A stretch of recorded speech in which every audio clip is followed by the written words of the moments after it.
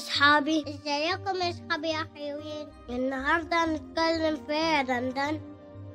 انا عجبني قصة القديس أبونا ونيجي نحكيها يا اصحابنا.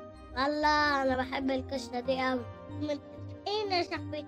انت تعرف ايه عن القديس أبونا؟ ايه ده انا اعرف حاجات كتير اوي. ده كفاية انا كان طفل صغير واستحمل حاجات كتير محدش يستحملها. شفت لما ضربوه بطنه اتفتحت؟ شفت الملك التخين اللي كان طلع في الفيلم بس ياكل.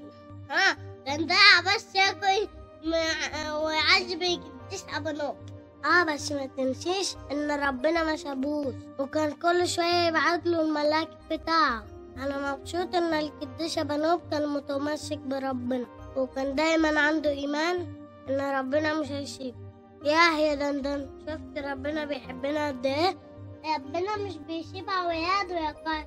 وانا كمان عجبتني حاجة في قصة القديس أبانوب، إنه كان بيروح الكنيسة على طول ووزع فلوسه ووزع كل فلوسه للمحتاجين والفقراء.